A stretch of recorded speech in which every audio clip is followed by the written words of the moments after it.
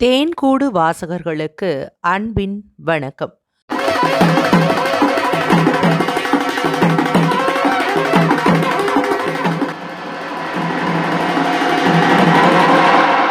சு. வெங்கடேசன் எழுதிய வீரயுக நாயகன் வேள்பாரி. வாசிப்பவர் ரே. விஜயலட்சுமி. முதல் தொகுதி, பாகம் 2. தேவவாக்கு. அத்தியாயம் 32. வண்டுகடி மரத்தின் பட்டையை அரைத்து கபிலரின் மீது 3 நாள் பூசினர். உடலின் எரிச்சல் சற்றே அதிகமாக இருந்தது.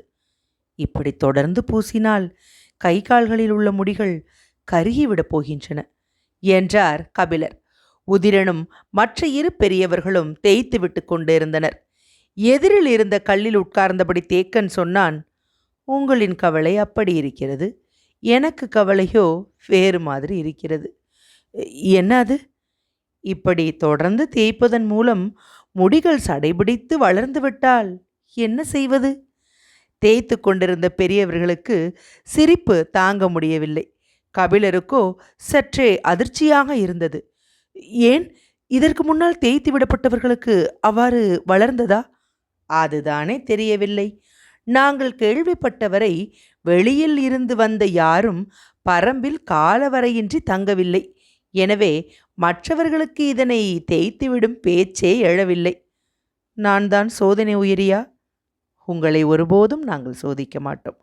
உங்களுக்காக எல்லா சோதனைகளையும் நாங்கள் ஏற்போம் என்று சொல்லியபடி உதிரனின் தோளை தொட்டான் தேக்கன். கபிலர் அவனை பார்த்தார். உதிரன் இருவரையும் பார்த்தபடி நின்றான். தேக்கன் சொன்னான், 4 முறை நான் காடறிய பிள்ளைகளை அழைத்து போய் வந்துவிட்டேன். காட்டின் எல்லா சவால்களையும் எதிர்கொண்டு மீளத்தான் அப்பயணத்தை மேற்கொள்கிறோம். ஆனால் அப்பொழுது கூட வண்டுகடி மரத்தின் அடியில் யாரையும் அனுப்பியதில்லை. அதன் வாடை கன நேரத்தில் மயக்கத்தை ஏற்படுத்திவிடக்கூடியது. அடுத்தவனை அனுப்பி அவனை தூக்கி வருவதற்குள் இவனும் மயங்கி விடுவான். இப்படி போகிறவர்களெல்லாம் மாட்டிக்கொள்ளும் வாய்ப்பு அதில் அதிகம். அது நம்மை எளிதில் ஏமாற்றி உயிர் கொள்ளும் மரம். அந்த மரத்தின் பட்டையை ஒருவன் துணிந்து போய் உரித்தான் என்பதும் அதனை பாரி அனுமதித்தான் என்பதும் உங்களுக்காகத்தான். உங்களின் பொருட்டு நாங்கள் எச்சோதனையையும் எதிர்கொள்வோம். சொல்லும்போது தேக்கனின் குரலில் இருந்த உறுதி கபிலரை உலுக்கியது. தேய்த்த மருந்தோடு குறிப்பிட்ட நேரம் வரை அமர்ந்திருந்த கபிலர் பின்னர் குளித்து விட்டு வந்தார். தேக்கனும் அவரும் பொழுதெல்லாம் பேசினர். தேக்கனை பற்றியும் காடறிதலை பற்றியும் கபிலருக்கு தெரிந்து கொள்ள வேண்டியவை நிறைய இருந்தன. எல்லாவற்றையும் பற்றி கேட்டுக்கொண்டே இருந்தார். 1 வாரம் கழிந்தது. 3 குழுக்கள் சென்று 20 பேரளிகளை பிடித்துவிட்டன. இன்னும் 2 தேவையாக இருந்தது. தோழர்களோடு உதிரன் புறப்பட்ட போது கபிலரும் புறப்பட்டார். இத்தனை நாள் நான் ஓய்வில்தானே இருந்தேன் என சொல்லி புறப்பட்டார். அவர் புறப்பட்டால் பாரியும் வந்துவிடுவான் என்பது எல்லோருக்கும் தெரியும். ஆனால் கபிலர் வராமலிருந்த நாட்களிலும் பாரி வேட்டைக்கு வந்தான். அதுதான் ஏன் என்று புரியாமல் வீரர்கள் திகைத்தனர். பரம்புமலையின் மேற்றிசை குன்றுகளிலே அவர்கள் அதிகம் அலைந்து திரிந்தனர். வழக்கம் போல் குழு புறப்பட்டது. வடகிழக்கு திசை நோக்கி செல்லலாம் என்று அவர்கள் முடிவு செய்தபோது அதற்கு நேரெதிராக தென்மேற்கு திசை நோக்கி போகுமாறு பாரி சொன்னான். உதிரனுக்கும் மற்ற வீரர்களுக்கும் அதற்கான காரணம் புரியவில்லை. அவர்களை அனுப்பி வைத்த தேக்கனால் உய்த்தறிய முடிந்தது. அவர்கள் எவ்வியூரின் தென்மேற்கு திசையில் போனார்கள்.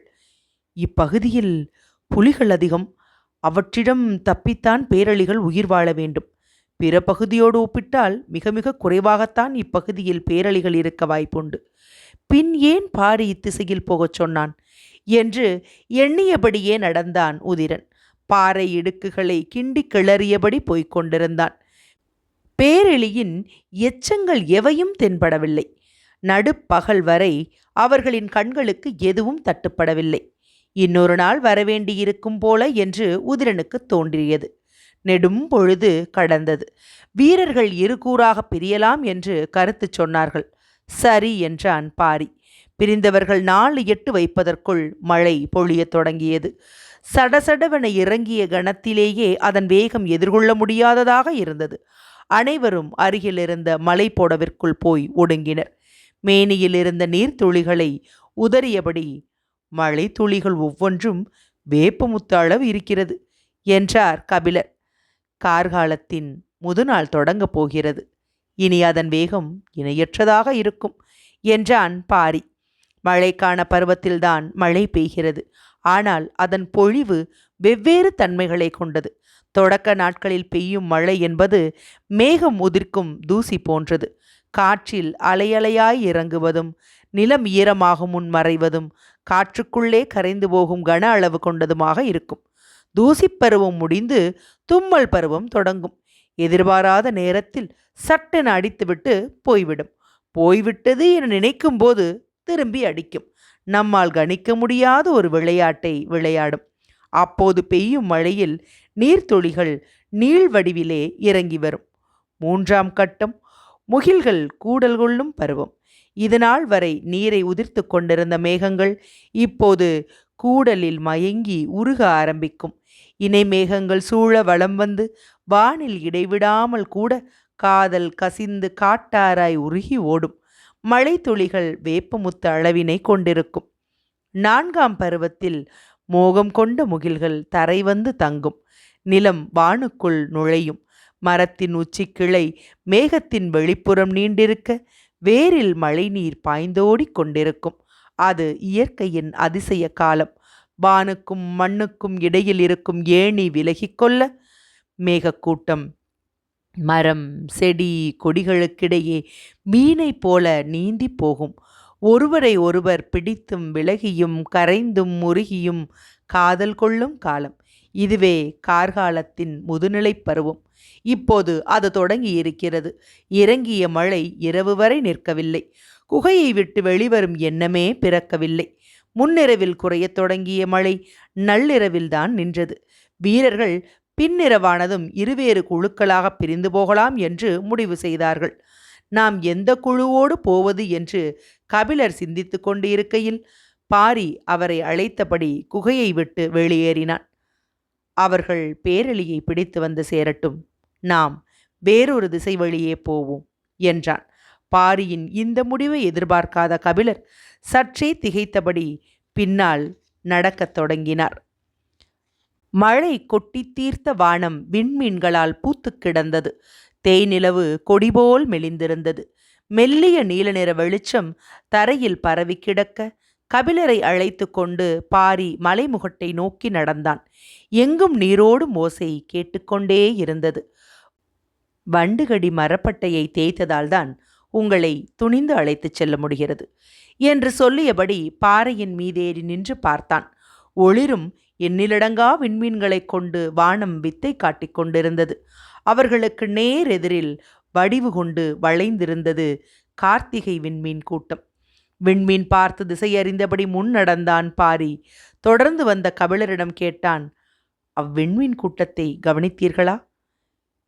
எதை கேட்கிறாய்? கார்த்திகை கூட்டத்தையா? ஆம், பார்த்தேனே என்றார். பாரி வேறெதையும் கேட்காமல் அமைதியாக நடந்து சென்றான். கபிலரும் பாரியை தொடர்ந்து வந்து கொண்டிருந்தார். அவருக்கு பாரியின் கேள்வி உறுத்தி கொண்டிருந்தது. இதை ஏன் கேட்டான் பாரி? கார்த்திகை கூட்டம் பற்றி நமக்கு என்னவெல்லாம் தெரியும் என பேசி பார்க்க நினைத்தானோ என்று தோன்றியது. பெருங்கணியர் திசைவேளரிடம் நாள் கணக்கில் கார்த்திகை விண்மீன் கூட்டத்தை பற்றி பேசியது நினைவுக்குள்ளிருந்து அலையலையாய் மேலெழுந்து வந்தது. கபிலர் பாரியை நோக்கி கேட்டார், கார்த்திகை விண்மீன் கூட்டத்தை பற்றி எதையோ கேட்க வந்து நிறுத்தி கொண்டாயே, ஏன்? கார்த்திகை விண்மீன் கூட்டத்தை பற்றி பாரி கேட்கும் விளக்கத்துக்கு விடை சொல்லும் ஆர்வத்திலிருந்துதான் கபிலரின் கேள்வி பிறந்தது. இவ்வழகிய விண்மீன் கூட்டம் கபிலரை மிகவும் கவர்ந்தது.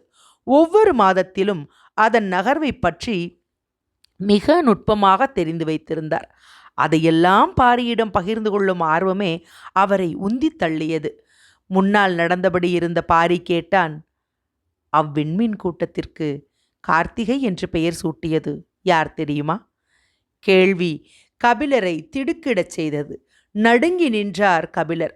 தாக்குதலை கடந்து வார்த்தை மேலெழவில்லை. நேரங்களித்தே சொல் வெளிவந்தது. என்ன கேட்டாய்? அவ்விண்மீன் கூட்டத்திற்கு பெயர் சூட்டியது யாரென கேட்டேன். பதில் இருக்கட்டும். இப்படி ஒரு கேள்வியே ஒருபோதும் எனக்கு தோன்றவில்லையே.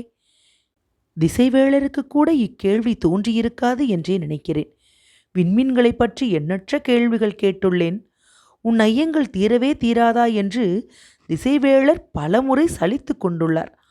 ஆனாலும் இப்படி ஒரு கேள்வி ஏன் இதுவரை எனக்கு தோன்றவில்லை? திசைவேளருக்கு இது பற்றி தெரிந்திருந்தால் என்னிடம் அவர் அதை பகிர்ந்து கொண்டிருப்பார். அவருக்கும் தெரியாதென்றே நினைக்கிறேன். எண்ணங்கள் ஓடியபடி இருக்க பேச வார்த்தையின்றி தடுமாறினார் கபிலர். எதுவும் பேசாமல் வருகிறீர்களே, ஏன்? உனது கேள்வி ஆதிகாலத்தை பற்றியதாக இருக்கிறது. மனிதன் பொருளின் மீது மொழியை பொருத்தத் தொடங்கிய காலத்தை பற்றி நீ கேள்வி கேட்கிறாய். நாங்கள் தற்காலத்துக்காரர்கள். மனிதர்களை ஆசானாக ஏற்று கற்று வளர்ந்தவர்கள். இயற்கையை இரண்டாம் நிலைக்கு கொண்டு சென்று விட்டோம். எங்களது கற்றல் முறை ஆழமற்றதென தெரிகிறது. பதிலுக்காக சொற்களை தேடினார் கபிலர். கேட்டபடி நடந்து கொண்டிருந்த பாரி, பெரும்புலவர், விடை சொல்லாமல் விளக்கம் சொல்வது ஏன்? விடை சொல்லாவிட்டால் விட்டுவிடும் கேள்வியை நீ கேட்கவில்லை. நான் விடை சொல்ல முடியாததற்கான சரியான காரணத்தை முன்வைக்க முடியவில்லை என்றால் உனது கேள்வி எனது அறிதலின் அச்சையே நொறுக்கிவிடக்கூடியது. அதனால்தான் எனக்குள் இப்பதற்றம் உருவாகிவிட்டது என்று நினைக்கிறேன். மழை நின்ற நள்ளிரவில் நீரோடைகளின் சலசலப்பில் மயக்கும் இளநீல ஒளியில் நீலம் பூத்து கிடக்க மின்னிச் சிரிக்கும் விண்மீன் கூட்டத்தை பார்த்தபடி பாரி சொன்னான், கார்த்திகை விண்மீன் கூட்டத்தை கண்டறிந்து பெயர் சூட்டியவன் முருகன். எதிர்பாராத பதிலாக இருந்தது. நடையை நிறுத்தினார் கபிலர். முருகன்தான் இவ்விண்மீன் கூட்டத்திற்கு பெயர் சூட்டினான் என்று எப்படி சொல்கிறாய்? சற்றே சிந்தித்த பாரி, நீங்கள் பச்சை மலை தொடரில் ஏறத் தொடங்கிய முதல் நாளில் நாக்கருத்தான் புற்களை கடக்கும்போது நீலன் உங்களுக்கு முருகனின் கதையை சொன்னான் அல்லவா? ஆம். அவன் கதையை எத்துடன் முடித்தான்? அது எனக்கு தெரியாது. சந்தன வேங்கையின் மீது பரணமைத்து முருகனையும் வள்ளியையும் அதில் தங்க வைத்த எவ்வி அதன் பின் குடில் திரும்பி பூண்டு பானத்தை கலக்கி கொடுத்து யாரையும் அப்பக்கம் போக விடாமல் செய்தான் என்பது வரை எனக்கு நினைவிருக்கிறது. தனைமயக்கி மூலிகையை கொடுத்ததால் அதன் பிறகு அவன் சொன்ன கதைகள் எவையும் எனக்கு நினைவில்லை. நேரெதிரே கார்த்திகை விண்மீன் ஒளி வீசிக் கொண்டிருந்தது. அதை பார்த்தபடி நடந்து கொண்டிருந்த பாரி மீதி கதையை சொல்லத் தொடங்கினான். பச்சை மலையில் யானை பள்ளத்தின் தென்திசை முகட்டில் தனித்திருந்த வேங்கை மரத்தின் மீது சந்தனக்கட்டை கொண்டு சிலாக்கொடியால் பிணைத்து கட்டிய பரன்விட்டு மறுபகல் இறங்கினர் முருகனும் வள்ளியும். ஆணும் பெண்ணும் தங்களை அறியத் தொடங்கிய தலைநாள் இரவது. இவ்விரவின் குணம் பல பருவங்களுக்கும் நீடிக்கும். இயற்கையின் எல்லா மாற்றங்களின் வழியேயும் தங்கள் இணையின் மீதான காதலை நெய்யத் துடிக்கும் உயிராற்றல் பெருகியபடி இருக்கும். காதல் அறியும் பொழுதுதான் அடுத்த இடத்துக்கு அழைத்து செல்லும். அறியாதவன் அதுவே காதல் என்று நின்று விடுவான். காதலின் அழைப்பை ஏற்று இருவரும் செல்லத் தொடங்கினர். கார்காலத்தின் தூசிப்பருவம் தொடங்கியது. காற்றில் மெல்லிய சாரல் மிதந்து வந்து வள்ளியின் முகத்தில் நீர்பூசிச் சென்றது. அவள் கைகொண்டு அதனை துடைக்காமல் நடந்தாள். முருகன் முன்னால் சென்று கொண்டிருந்தான். மேகத்தின் தூசி இருவர் மீதும் விடாமல் படர்ந்தது. இக்கானகத்தில் மலர்களுடனும் ஒப்பிட முடியாத பேரழகு கொண்டு மிளிர்ந்தது வள்ளியின் முகம். பார்வையை விலக்கி நடக்க முடியாது என்று முருகனுக்கு தோன்றியது. தனது விரல் கொண்டு அவளது முகத்தை துடைக்க எண்ணினான். அப்போது வள்ளியின் கைகள் முருகனின் முகத்தை துடைத்து கொண்டிருந்தன. முருகனின் முகத்தில் கை தொட்ட கணத்தில் வள்ளியின் முகத்தில் இருந்த நீர்த்துளிகள் மறைந்தன. முருகனின் கை அவளது கன்னம் தொடும்போது நீர்த்துளி அற்று இருந்தது வள்ளியின் முகம். எனது விரல் தொடுவதற்குள் நீர்த்துளிகள் எப்படி மறைந்தன என கேட்டான் முருகன். என் விரல்கள் உனது முகம் தொட்டதனால். முருகன் திகைத்து நின்றான். வள்ளி சொன்னாள், தொடுதலில் கடந்து வரும் ஆற்றல் என்னையே உருக்குகிறது. சின்ன நீர்த்துளிகள் என்ன ஆகும்?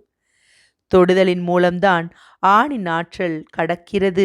ஆனால் தொடாமலேயே பெண் கடத்தும் ஆற்றலுக்கு இணை சொல்ல என்ன இருக்கிறது என்று எண்ணியபடி முருகன் முன்னே நடந்து கொண்டிருந்தான். அவள் பேச்சேதுமின்றி பின்தொடர்ந்தாள். தூசிக்காற்று எதிர்வீசியபடி இருந்தது. வள்ளி கேட்டாள், வேங்கை மரத்தின் சந்தனப்பரண் விட்டு ஏன் அகல்கிறோம்? அது எவ்வி உருவாக்கியது. நமக்கான இடத்தை நம் கனவால் உருவாக்க வேண்டும். வள்ளிக்கும் சரிதான் என்று தோன்றியது. சென்ற முறை நீ ஏழிலைப்பாளைக்கு அழைத்துச் சென்றாய். இம்முறை நான் அழைத்துச் செல்கிறேன் எனச் சொல்லி முன் நடந்தாள் வள்ளி. அழைப்பை ஏற்றான். அவள் முன் நடந்து சென்றாள். பின் நடந்த முருகனின் மயக்கம் மேலும் அதிகமாகியது. மானிலும் மயிலிலும் மட்டுமே ஆண் அழகு என்றான் முருகன். நானும் அப்படித்தான் நம்பினேன் உன்னை காணும் வரை என்றாள் வள்ளி. இருவரும் வெட்கம் களைந்து சிரித்தனர். தூசிக்காற்று நின்று பொழிந்தது. முன் சென்ற வள்ளியின் கண்களுக்கு சற்று தொலைவில் விளைந்த பயிர் தெரிந்தது. அதன் அருகே போனாள். யானை படுத்துறங்கும் அளவு நிலத்தில் அப்பயிர்கள் விளைந்திருந்தன. அந்த கதிரை கைகளால் உருவியபடி வள்ளி சொன்னாள், இது அரிதான நெற்பயிர். அன்னமழகி அரிசி என்று இதனை சொல்வோம். மற்ற பயிர்களெல்லாம் பசியை போக்கும். ஆனால் இது மட்டும்தான் பசி நீக்குவதோடு உடலை மலர வைத்து சுகம் தரும். மனதுதான் பெரும்பாலும் மகிழ்வை உணர்கிறது. உடல் தேவையை மட்டுமே உணர்கிறது. ஆனால் இப்பயிர்தான் உடலை மகிழவும் வைக்கும். சொல்லிக்கொண்டே கைப்பிடியளவு கதிர் பறித்து உள்ளங்கையில் வைத்து கசக்கி அதனை முருகனுக்கு கொடுத்தாள். முருகன் அதனை வாங்கி உட்கொண்டான். ஏற்கனவே என் உடலும் மனமும் மகிழ்வால் திணறி கிடக்கின்றன. இதில் இதுவும் சேர்ந்தால் நிலைமை கட்டுக்கடங்காமல் போகுமோ என்று அவனுக்கு தோன்றியது. வள்ளியும் வாயில் போட்டு மென்றபடி நடந்து வந்தாள். சிறிது தொலைவு சென்ற பின் வள்ளிக்கு விக்கல் வந்தது. அருகில் நீரோடை எதுவும் இல்லை. கார்காலம் இப்போதுதான் தொடங்குகிறது. நீர் புரண்டோட இன்னும் நாளாகும். குட்டை எதுவும் இருக்கிறதா என்று பார்த்தான் முருகன். எதுவும் தென்படவில்லை. வள்ளிக்கு உடனடியாக குடிக்க நீர் தேவைப்பட்டது. ஆனால் அவ்விடம் கிடைக்காது என தெரிந்தது. அருகிருந்த சிறு பாறையின் மீதேறி நாற்புறமும் பார்த்த முருகன் ஒரு திசை நோக்கி ஓடினான். நீர்நிலையை கண்டறிந்து விட்டானோ என்ற எண்ணத்துடன் பின்தொடர்ந்து ஓடினாள் வள்ளி. அங்கு காண வெள்ளெருக்கு ஒன்று செழித்திருந்தது. இங்கு ஏன் ஓடி வந்தீர்கள் என கேட்டாள் வள்ளி. நீர் எடுக்கத்தான் எனச் சொல்லியபடி வெள்ளெருக்கின் அடிவாரம் இருந்த சிறு சிறு கற்களை நகர்த்தி குழியை உருவாக்கினான். இவ்விடத்தில் நீர் இருக்கும் என்று எப்படி சொல்கிறீர்கள்? காண வெள்ளெருக்கின் விதையை காற்று எங்கும் தூவிவிட்டிருக்கும். ஆனால் இங்கு மட்டும்தான் அது முளைத்துள்ளது. அது நீர் உறிஞ்சும் செடியல்ல, நீர் குடிக்கும் செடி. அதிக நீர் இருப்பதால் தான் இவ்விடத்தில் வளர்ந்திருக்கிறது. சொல்லிக்கொண்டே கற்களை விலக்கி குழியை ஆழப்படுத்தினான். வெள்ளெருக்கின் வேர் இருமுழத்தை தாண்டாது. எனவே அந்த அளவுக்குள் தான் நீர் இருக்க வேண்டும் என்று முருகன் சொல்லும்போதே பாறையின் இடுக்கில் கசிந்தோடியது நீர். இரு கைகளையும் அதன் அடியில் நுழைத்து தெளிந்த நீரை அள்ளி பருகினாள் வள்ளி. நீரின் குளிர்ச்சி உடலெங்கும் பரவியது. முருகன் சொன்னான், மண்ணுக்குள் நீர் இருப்பதும் மனதிற்குள் நீ இருப்பதும் முகம் பார்த்தால் தெரியாதா என்ன? குளிர்ச்சி நீரின்றியும் பரவியது.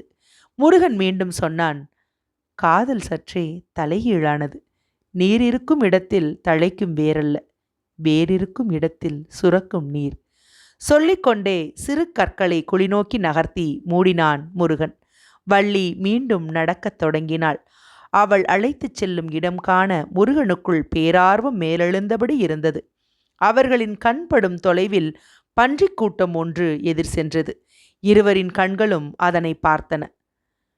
நான் விரட்டிச் சென்று அம்பெய்திய பன்றிக்கூட்டம் இதுதானா என கேள்வி எழுந்தது முருகனுக்கு. இவற்றை விரட்டி வந்ததால்தான் நான் வள்ளியை கண்டேன். எனக்கு காதலை கற்றுத்தந்த இவற்றுக்கு நான் அம்பெய்தி காயத்தை அல்லவா தந்துள்ளேன் என தோன்றியது. சட்டென பின் திரும்பி ஓடினான் முருகன். வெள்ளெருக்கஞ்செடியின் அடிவாரத்தில் மூடிய கற்களை மீண்டும் கிளறி அகற்றி பன்றிகள் நீரருந்த வழி செய்துவிட்டு ஒதுங்கினான். பன்றிக் கூட்டம் நீர் நோக்கி நகர்ந்தது. அதன் குவிவாய் நீர்தொட்டு உறிஞ்சின. பார்த்து கொண்டே வள்ளியின் அருகில் வந்தான் முருகன். அவள் கேட்டாள், இவற்றின் முதுகில் செந்தாது படிந்திருப்பதை பார்த்தீர்களா? இவற்றின் உடலில் காயம் இருக்கிறதா என்பதைத்தான் எனது கண்கள் தேடின. வேறெதையும் நான் கவனிக்கவில்லை. கார்காலத்தில் முதலில் மலரும் செங்கடம்பு மலரத் தொடங்கிவிட்டது. அம்மர அடிவாரத்தில் உதிர்ந்து கிடக்கும் மஞ்சள் பாவிய செந்நிற பூக்களின் மீதுதான் இவை படுத்தெழுந்து வருகின்றன. அதனால்தான் இவற்றின் மேலெல்லாம் செந்தாது ஒட்டியிருக்கிறது. அவள் சொன்ன பிறகுதான் அதனை கவனித்தான். உடலில் இருக்கும் மயிர்கால்களில் செந்தாது பூசியிருந்தது. ஒன்றினை ஒன்று உரசியபடி நீரருந்த குளிநோக்கி முண்டின. பார்த்து கொண்டே வள்ளி சொன்னாள், மரத்திலே மாலை போல தொங்கும் செங்கடம்ப மலரெடுத்து உனது மார்பில் சூடும்படி அவை எனக்குச் சொல்கின்றன. அது கொத்துப்பூ. அதை எனது மார்பில் சூடுவதை விட உனது கூந்தலில் சூடுவதுதான் அழகு. அக்கொத்து பூவின் இதழ்கள் எவ்வளவு அசைந்தாலும் உதிராதது, அசையா மனம் கொண்டது. அதனால்தான் உனது மார்பிற் சூழ ஆசைப்படுகிறேன். உதிராத பூக்களை எனது மார்பிற் சூட ஏன் ஆசைப்படுகிறாள் என முருகன் நினைத்து கொண்டிருக்கும் போது வள்ளி சொன்னாள், அசைத்தால் உதிராதது, அணைத்தாலும் உதிராதல்லவா? முருகன் திகைத்தான். செங்கடம்பின் அடிவாரத்தில் மனம் புரண்டு எழுந்தது. நீள்வாய் கொண்டு நீர் உறிஞ்சும் ஓசை பின்னணியில் கேட்டுக்கொண்டிருந்தது. மனம் அதனை நோக்கி தாவியது.